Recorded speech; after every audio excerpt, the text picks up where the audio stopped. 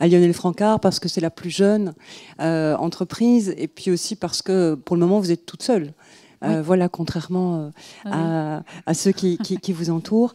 Quels sont les défis que vous identifiez, vous, à la fois dans votre secteur d'activité, mais quelles sont aussi les questions auxquelles vous aimeriez avoir des réponses de la part des politiques, à la fois en tant que citoyenne, mais aussi en tant qu'entrepreneur?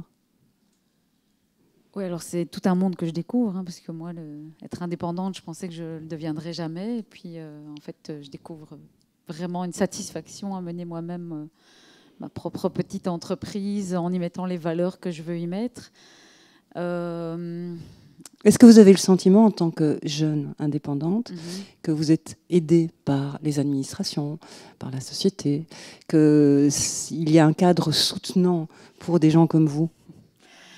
Bah, j'ai été chercher l'aide, en tout cas, dont j'avais besoin. Il y a des associations, enfin, il y a une banque qui s'appelle Crédal et qui fait de l'aide à l'entrepreneuriat. J'imagine qu'il y a un soutien peut-être de la région wallonne. Enfin, voilà, le Forum est derrière aussi. Donc, quelque part, je bénéficie quand même de ce cadre qui a été mis en place par les aides publiques. Et j'ai été chercher cette aide, mais elle n'est vraiment pas venue à moi. C'est pas évident, en tout cas, de trouver de l'aide. Et puis après... j'ai mesuré un peu moi-même ce que je pouvais faire, ce que je ne pouvais pas faire. Je ne prends pas trop de risques. Donc, c'est vraiment, oui, une toute petite entreprise qui démarre. L'idée est de savoir si je vais tenir, parce que moi aussi, c'est 60-70 heures par semaine. J'entends des amis maraîchers qui ne gagnent pas leur vie, eux, et qui sont plus de 70 heures sur leur champ. Enfin, donc voilà, ça pose question. Alors on a toute l'énergie pour se lancer, on est tout bien motivé, mais après c'est tenir.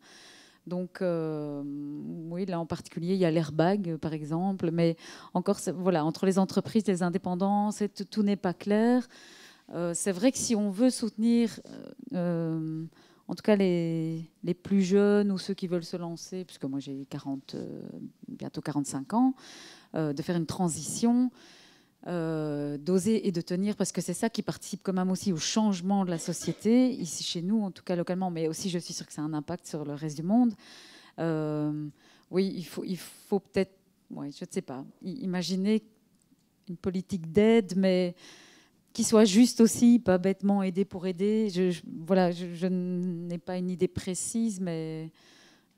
voilà, j'en vois qui ont plus dur. Il faut trouver un espace. Voilà, faut avoir des fonds. Enfin, souvent les banques refusent de nous prêter. Enfin, bon, je suis pas dans le pire des cas, mais je pense qu'il y a pas mal de choses à faire là. Et puis il y avait une autre question. Le défi.